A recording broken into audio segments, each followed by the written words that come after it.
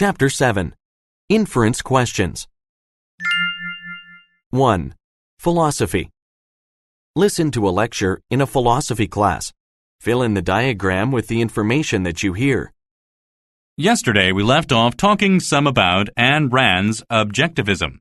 You'll remember that Rand's philosophy is ultimately about the quest for happiness, but what we're going to focus on today is the objectivism view of reality. That would be considered the metaphysical aspect, meaning that it deals with issues of the nature of reality aside from customary scientific explorations. Are you all clear with that? Just keep in mind that metaphysics literally means after the physics. So, I guess you can see it as the philosophy of things beyond the physical world. Anyway, the objectivist view of reality is based on 3 axioms set out by Rand. The 3 axioms are the primacy of existence, the law of identity, and the axiom of consciousness. So, on with the primacy of existence. The basic idea is that there is a reality that exists with or without people being conscious of it. Another way to put it is that aside from people knowing and sensing things in the world, which is what we're calling consciousness, there is a greater reality. The primacy of existence is in direct opposition to philosophies of relativism that claim that instead of there being an objective reality, that people create their own unique realities. So, for example, a relativist would say that a car crash occurs because a person believes it does, whereas the objectivist maintains the self-evident truth that a car crash occurs regardless of whether or not we want it to. This is actually how the axiom is defended. See? The existence of a greater reality is why people have something to be conscious of in the first place. Okay, I'm assuming there are no questions, so I'll move on to the second axiom, the law of identity. So, keeping the primacy of existence in mind, now consider that everything that exists in this objective reality has an identity. What does she mean by identity? Identity refers to the different attributes or characteristics that set something apart from other things. Quite simply, a chair is a chair and not a desk. That simple example shows that something can only have one identity. But that's not to say that something has to only have one characteristic. Half of the chair might be made of wood, the other from metal. Those 2 characteristics are part of the identity. But these characteristics occur in specific amounts, and the characteristics are definite. This is why this axiom is important. It basically proves that reality has definite identities that can be learned. The idea that something can be learned makes up a part of the axiom of consciousness. See, once we acknowledge the identity of things, that something exists, people are conscious and able to learn. All knowledge is based on the fact that we are conscious or aware of the objective reality and the different identities that reside there. So anyway, Rand also says that since one can't be conscious without there being something to be conscious of, it follows that the mind does not create reality, but instead, through consciousness, discovers it. 1. What can be inferred from the lecture about the previous class?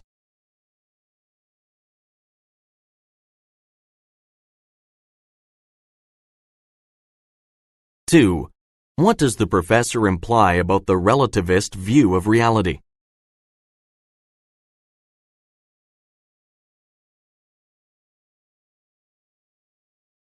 3. What does the professor imply when he says this? Quite simply, a chair is a chair and not a desk.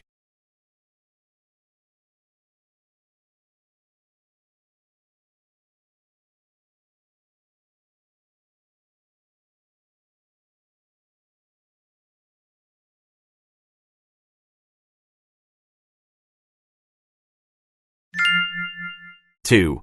Linguistics. Listen to a lecture in a linguistics class. Fill in the diagram with the information that you hear.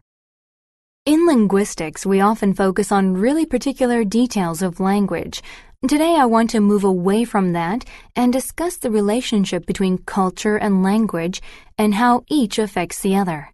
I want to start with the theory of linguistic relativity, which is more popularly known as the Sapir-Whorf hypothesis, after the 2 linguists who formulated it. Has anybody ever heard of the Sapir-Whorf hypothesis? No? I only ask because it's pretty popular. In fact, It's been applied to many other fields as well. Okay, so the premise of the theory is that the way a language is structured influences how its speakers think and behave. Do you all get what I mean? If you think about it, it's pretty amazing. I mean, they're essentially saying that the language you speak determines how you think and how you act. It's not just that. On a much greater level, it also suggests that the world for any given culture is perceived through completely different eyes, or tongues more appropriately. Do you understand how we get to that conclusion? It's because of the way that their language allows a culture to express and understand their unique realities. Sapper and Worf were a professor-student team. They formulated this theory over the course of many years working with a variety of different groups. It resulted from performing experiments in comparative language studies. That's when linguists study two different languages next to each other to find their similarities and their differences. After all was said and done, they reviewed their results and came up with the theory of linguistic relativity. Anyway, before you all completely dismiss this, let me say there's a lot of evidence that supports this theory. One of the more cited cases was the work that Worf did with the Hopi. After studying and analyzing the Hopi language, Worf observed that, both linguistically and culturally, the Hopi had very different conceptions of time than English speakers. He noticed that the Hopi didn't have different tenses as we do in English to express when things happen.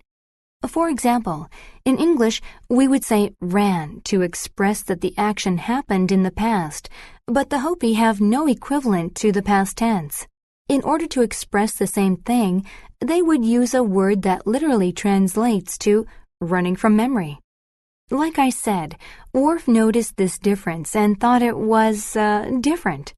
The more he learned about the Hopi culture, however, he realized that this was no sheer coincidence. It turns out that the Hopi have a different way of thinking about time. For us, it's natural to view time as a line. Something happens, and it is done. Something will happen in the future, and what that means for us is that it's farther up in the line. But the Hopi saw time as a process, so instead of a line, it was more cyclical. 1. What does the professor imply when she says this? I only ask because it's pretty popular.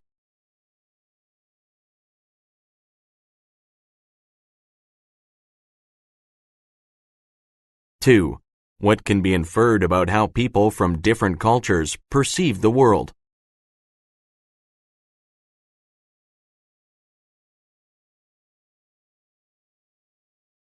3. What does the professor imply about Worf's discovery?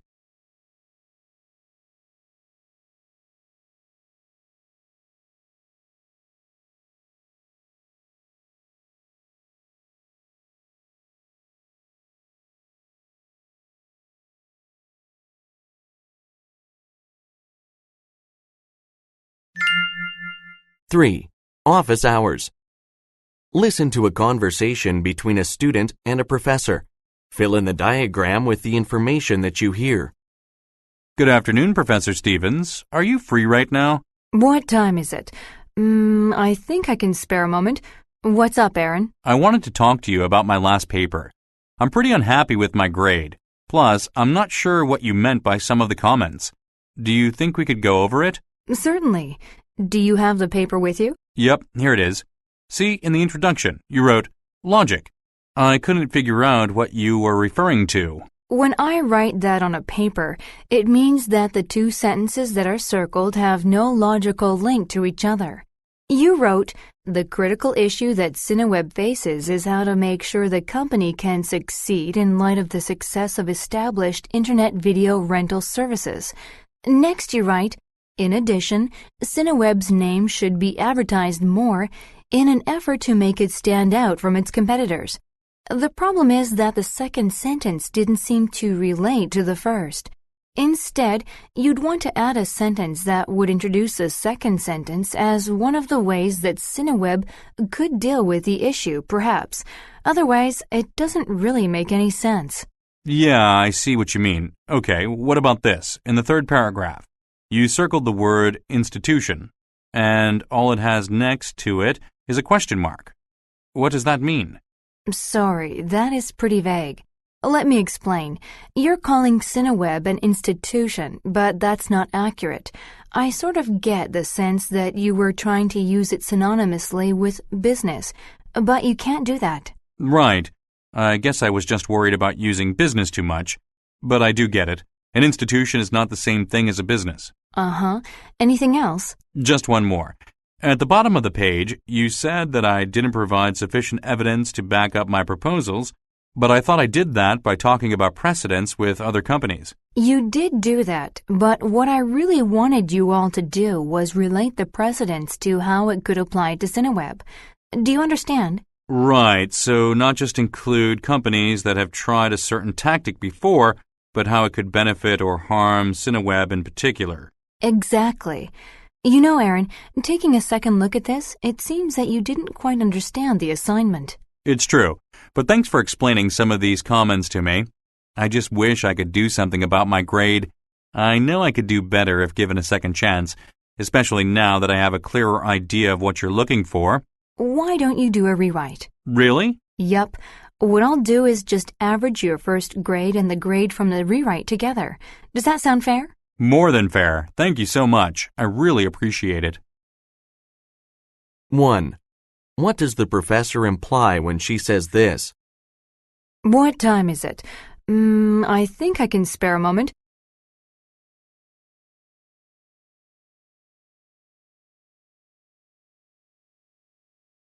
2. What does the student imply about his support of the precedents?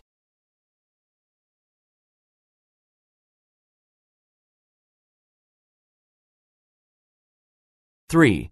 According to the conversation, what can be inferred about the student's paper?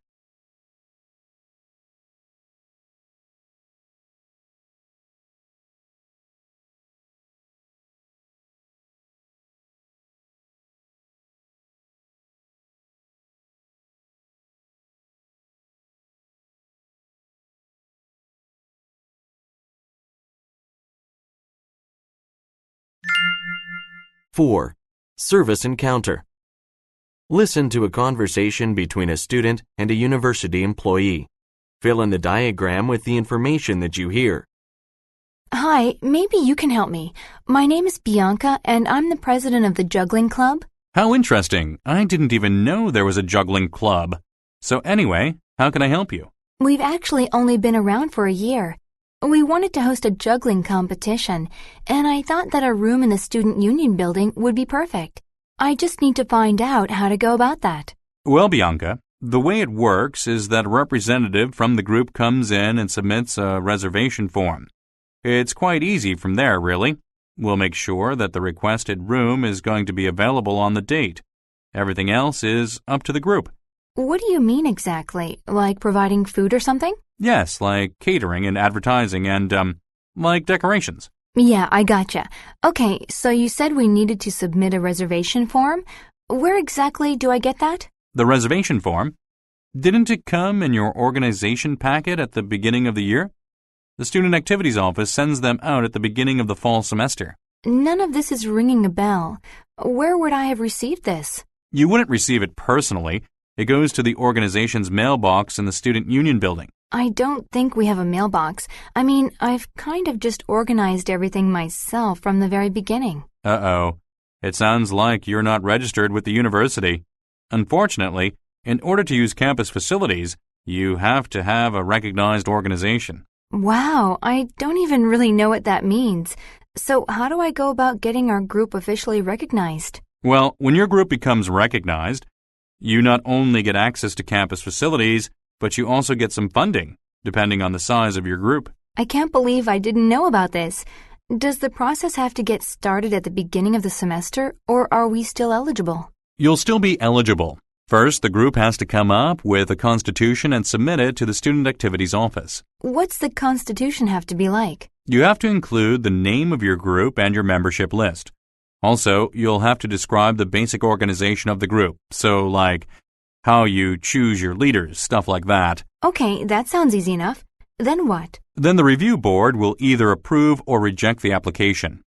If you get accepted, you'll receive the organization packet with the reservation forms and all sorts of other important information.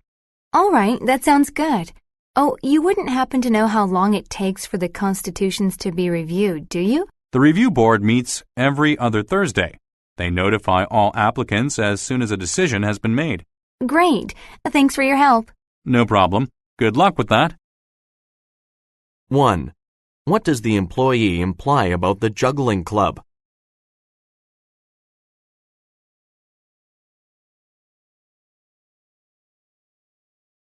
2. What can be inferred about the benefits of being a recognized club?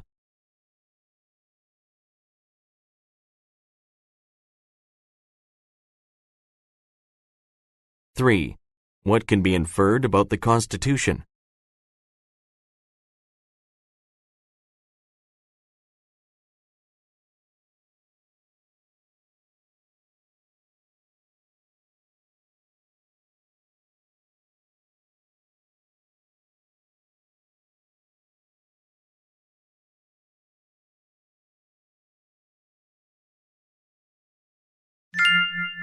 5.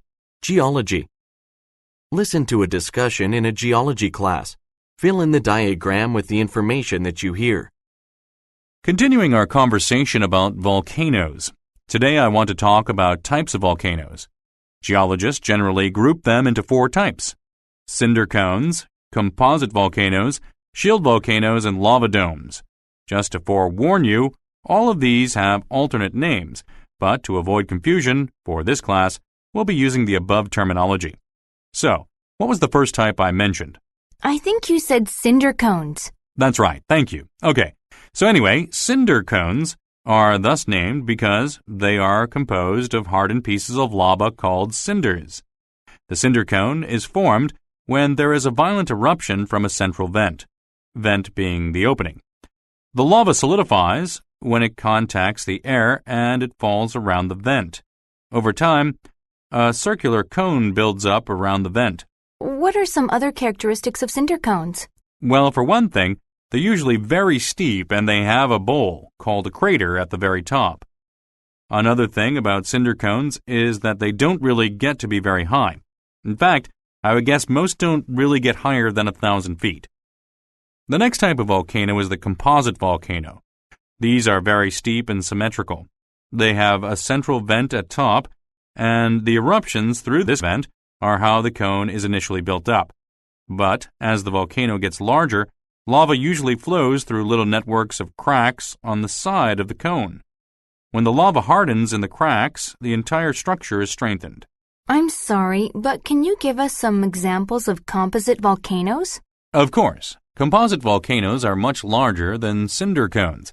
In fact, a couple of the world's biggest mountains, such as Mount Fuji and Mount Rainier, are composite volcanoes. Does that help? All right, the next type of volcano we'll be talking about is shield volcanoes. This type of volcano gets its name from its appearance. See, they're really broad and kind of dome-shaped. I guess some geologists thought that from the side, they resemble a warrior's shield. Anyway, the reason shield volcanoes are shaped that way is because they are made when fluid lava eruptions spread over large distances and cool. Like composite volcanoes, lava often flows out of the flanks of the volcano, which also explains how it gets its gentle slopes. Isn't Hawaii completely made up of shield volcanoes? That's right. Hawaii is just a chain of shield volcanoes that rise up thousands of feet from the ocean floor. In fact, Mauna Loa, which also has the distinction of being the world's most active volcano, has been found to project over 28,000 feet above the ocean floor. Crazy, huh? Shield volcanoes are massive. They can be up to 3 or 4 miles wide. There's one more type that I'll talk about. It's called a lava dome. In a lava dome, the volcano doesn't really erupt. Lava just barely comes out, if at all. Most of it piles up right around the vent. So instead of growing from the buildup of lava on the outside, it grows from the inside. It's actually pretty common to see these on the side of a composite volcano. 1. What does the professor imply when he says this? Geologists generally group them into 4 types: cinder cones, composite volcanoes, shield volcanoes, and lava domes.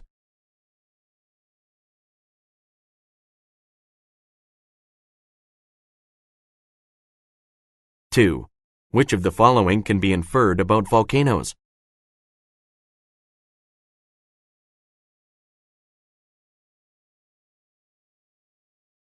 Three.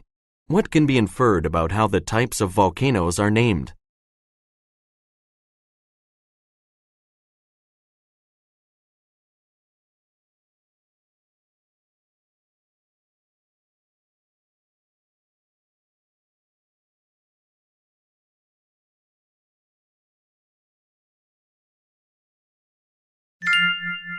Six. Art history. Listen to a lecture in an art history class. Fill in the diagram with the information that you hear. Good afternoon, class. I bet there isn't one person in here who doesn't think of the name Andy Warhol when the pop art movement is mentioned. It's gotten to the point that the movement is inextricably tied to this one figure, and with good reason. Andy Warhol had an incredible influence on shaping the American pop art movement and was largely responsible for legitimizing pop art. We'll go into further detail a little later in class, but I think I'd like to start with a definition of what pop art is exactly. I think people have conflicting ideas about what pop art is, mostly because it was a movement that was going on in a lot of different places all at once. There was the Spanish movement, the British movement, even the Japanese pop art movement. But the earliest emergence of the movement sort of happened simultaneously in Britain and the United States in the early 1950s. Anyway, at its simplest, pop art employs well-known images and themes as a kind of celebration of popular culture and a rejection of elitism. It's often looked down upon as being lowbrow, I guess, but a lot of pop art is actually pretty academic. There were many different figures that influenced pop art, but really, the one that always comes to mind is Andy Warhol. I said earlier that Warhol heavily influenced the American pop art movement. He did this in a couple of ways. Before I start, I want to emphasize that Warhol was a trained artist and was actually a working artist during the 1950s before he became a prominent figure in the movement. I say this because I think most people assume that he was a hack, so to speak, someone who merely capitalized on a passing trend. I guess you can still argue that if you like, but he also had some very interesting ideas about art. See, the man was completely enamored with pop culture. Taking cues from the movement, Warhol added a different aspect to his art. One way that he shaped the movement came from his ideas about the role of mass-produced items in the art world. He likened himself to a machine and wanted to elevate items that were mass-produced to art. For example, some of his most famous paintings are those of Campbell's soup cans. Really, most of his subjects were really recognizable, and for him, the important part was making art that had mass appeal. In other words, he wanted his art to attract and speak to the majority of people, not just art critics. I also want to mention Warhol's tendency to collaborate with other artists. His frequent collaborations helped change people's previous attitudes about art. What I'm referring to is how usually artists tended to be really protective about their work. It was generally seen as a more personal thing. But the other side of Warhol's ideas about elevating mass-produced items to objects of art was that he also wanted to mass-produce art. Do you all get the distinction? Okay, so anyway, by collaborating with others, he created an assembly line of art, which, needless to say, was very uncommon at the time. But after that, collaborations weren't looked down upon so much, and it was very much a part of that movement. Warhol pushed pop art into the consciousness of the public, not only through depicting popular subjects, but by bringing pop art to the gallery. In a 1964 exhibit called The American Supermarket, Warhol and other like-minded artists presented different pieces that represented a supermarket. They featured paintings of soup cans, vegetables, meat, all the things that you see when you go to the supermarket. The importance of the exhibit was twofold. For one thing, it was really the first big exhibit featuring pop artists. This is significant because it kind of added legitimacy to those artists and the works they created. Also, the subject matter made people think to themselves, what is art? Do you all see what I mean? Because it wasn't what people were used to, I think that simply seeing these pieces in a gallery forced people to evaluate their personal ideas about what makes art art. 1.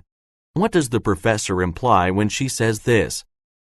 It's often looked down upon as being lowbrow, I guess, but a lot of pop art is actually pretty academic.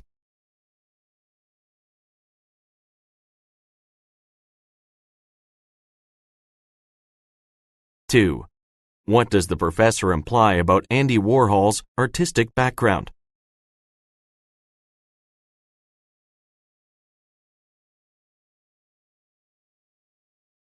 3. What can be inferred about Warhol's art assembly line?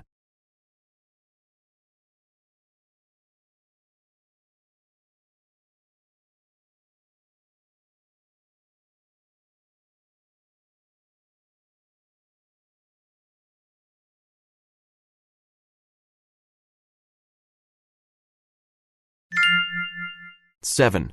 Office hours. Listen to a conversation between a student and a professor. Fill in the diagram with the information that you hear. Good afternoon, Professor Marino. I was hoping I could talk to you for a couple of minutes. Sure, Marcy. What's on your mind? I just saw my midterm evaluations on the website, and I have to say I'm a little disappointed about my participation grade. Let me pull up your file. Okay, I got you down with a B-. That's not a bad grade. I understand that.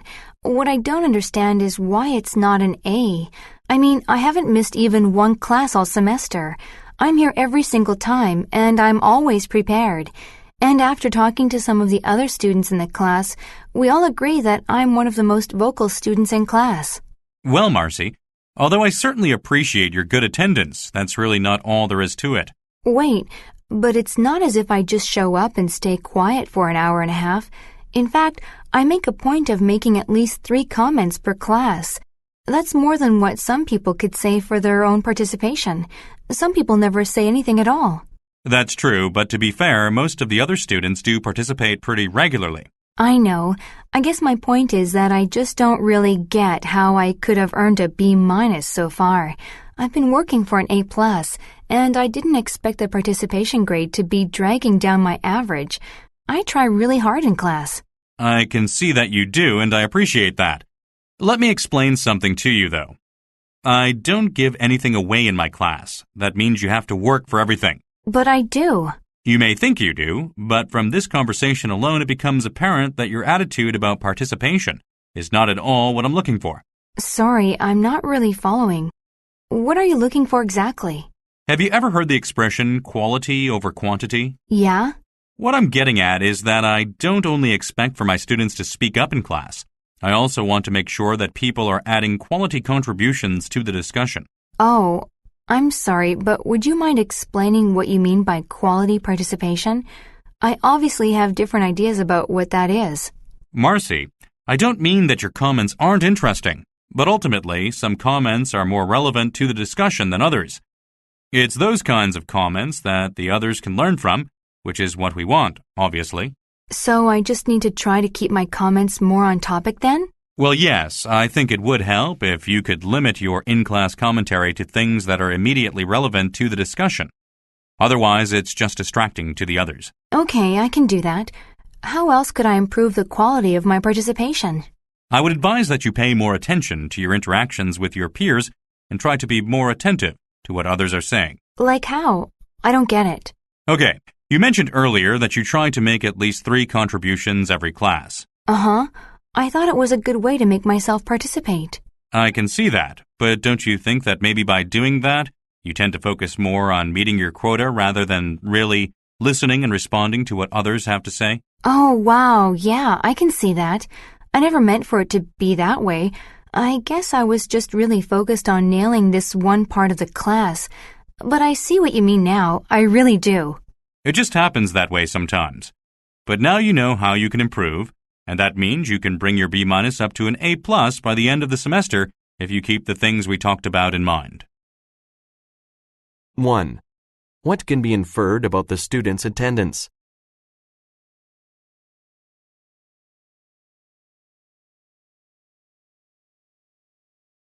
Two. What does the professor imply when he says this? Have you ever heard the expression quality over quantity?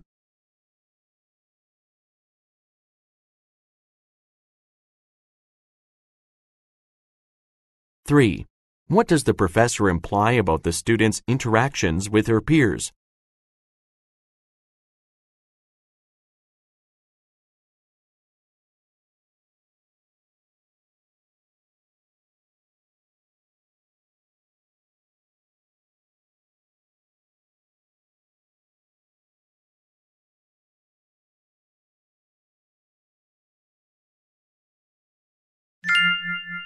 Eight. Service encounter. Listen to a conversation between a student and a university employee. Fill in the diagram with the information that you hear. Hi, how are you? Good, thanks. Can I help you with something? Yeah, I'm actually here to use one of the practice rooms. Okay, so you want to make a reservation? I'll just need your student identification card. While you get that, answer me this. What instrument do you play? Oh, no.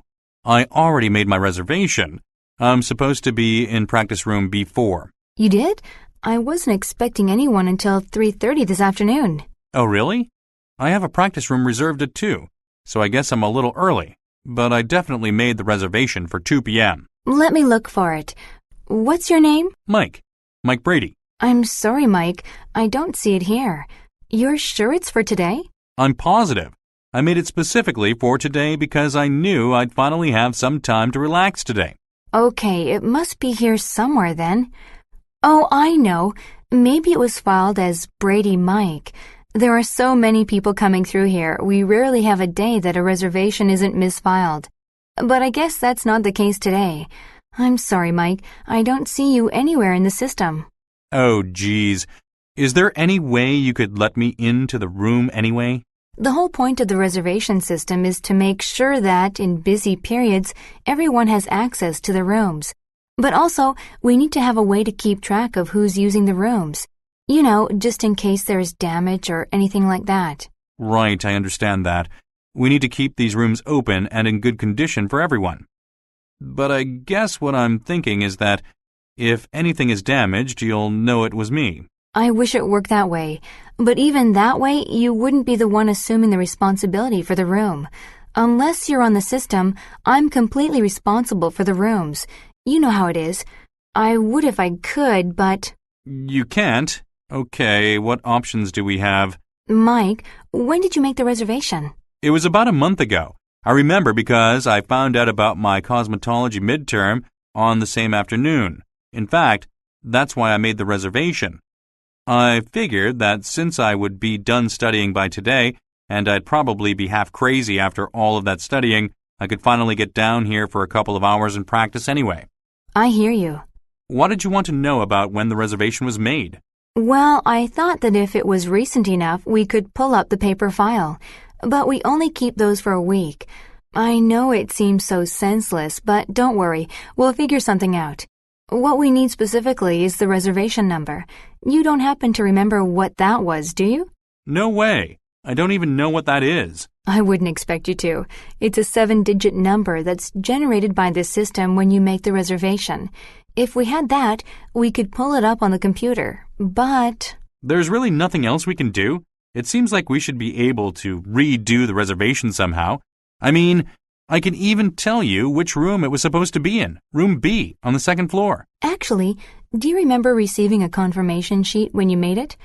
It's a half-sheet paper that has a reservation number and the particulars about when you're supposed to come in. Oh yeah? The reservation number was on the bottom of that, wasn't it? That's it. Do you have it? It would make everything so much easier. Yep, in fact, I think I have it in my backpack. Just give me a second. No problem. I can't find it anywhere. It must be in my room. I don't live far from here. 1. What can be inferred about how often the student plays?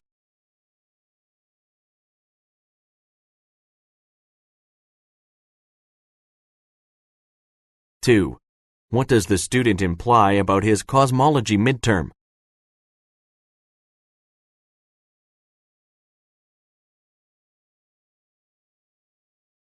3. What will the student probably do next?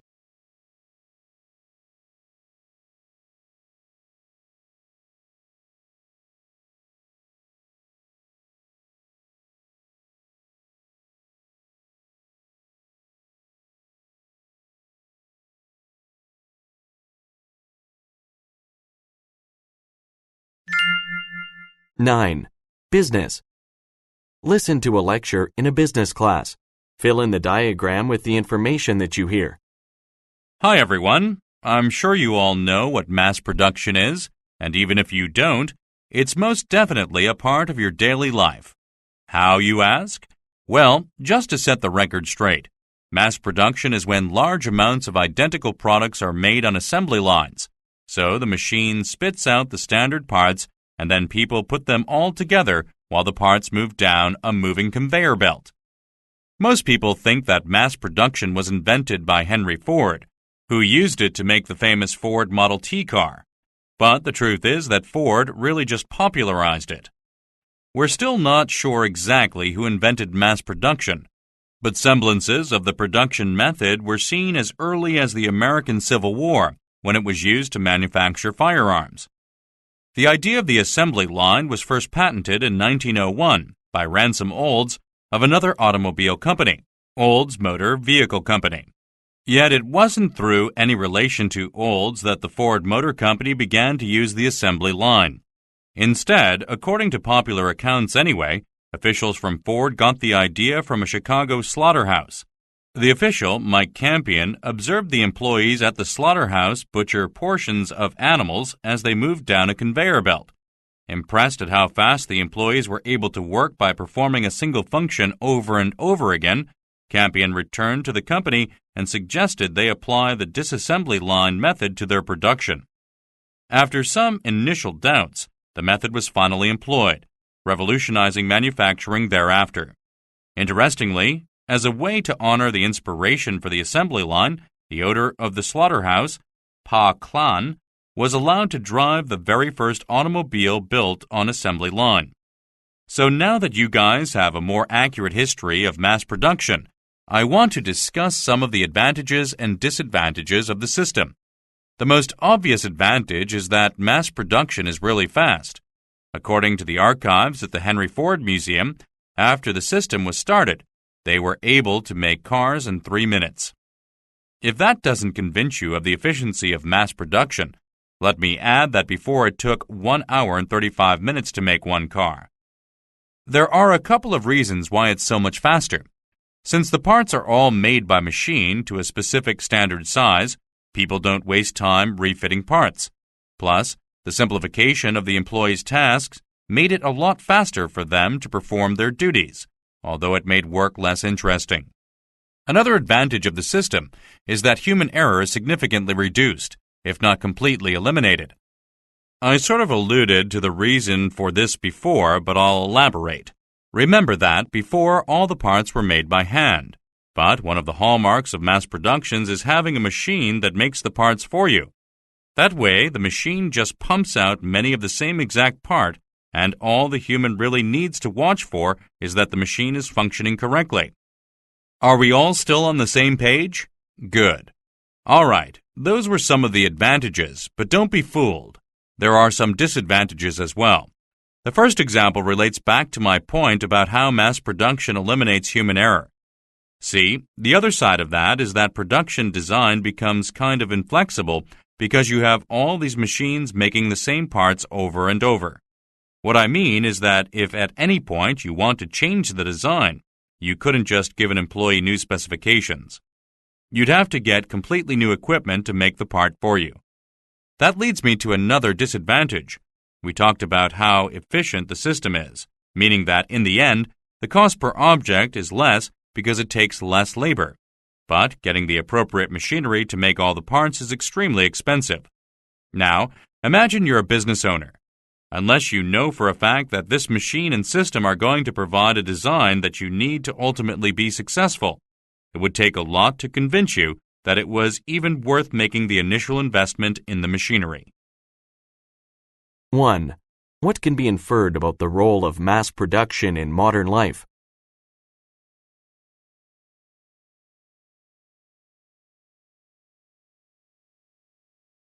Two.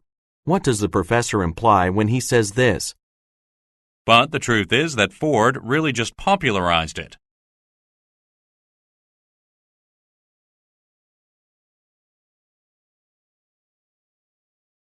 3. What does the professor imply about working on an assembly line?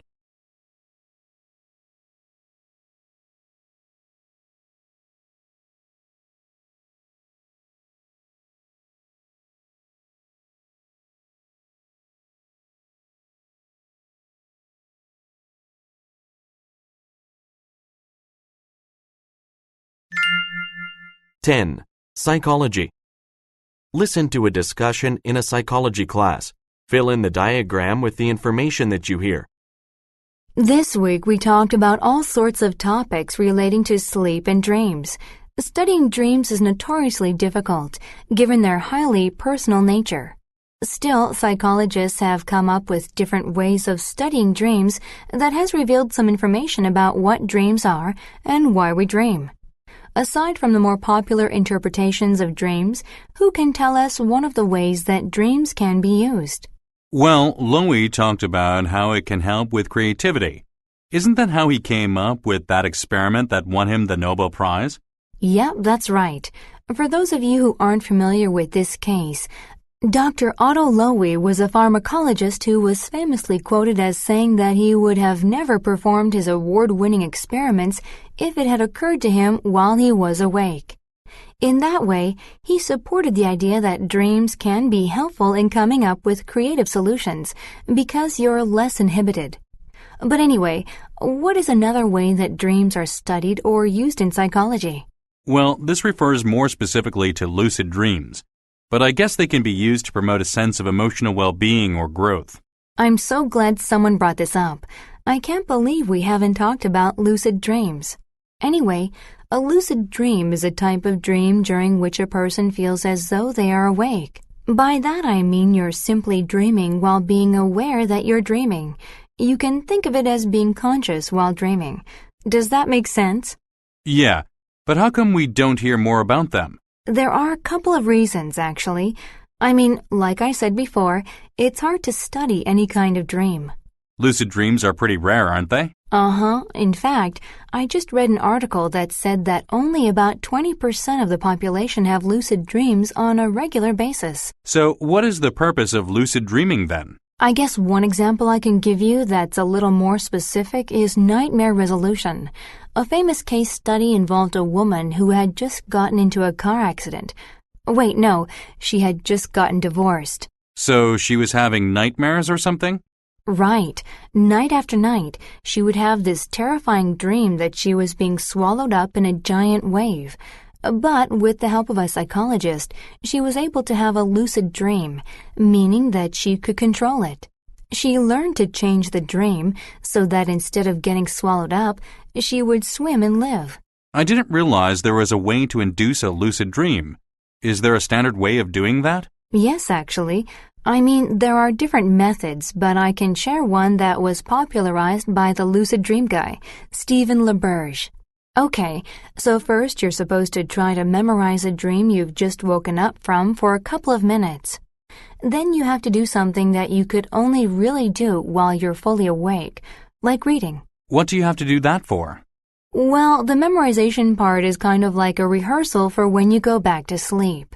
Anyway, next, you get back into bed, and while you're trying to get back to sleep, say to yourself that you want to remember what you're dreaming the next time you begin to dream. Is there any more rehearsal after that? I'm not sure what you mean exactly. After you say that to yourself, you should try to imagine yourself actually lying in bed and having the dream that you were rehearsing before. And all that helps you have lucid dreams? Yes, it's been found to help. 1. What does the professor imply about studying dreams?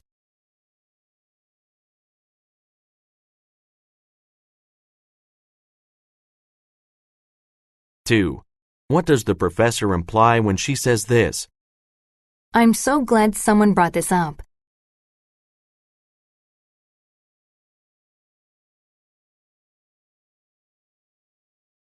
3. What can be inferred about inducing a lucid dream?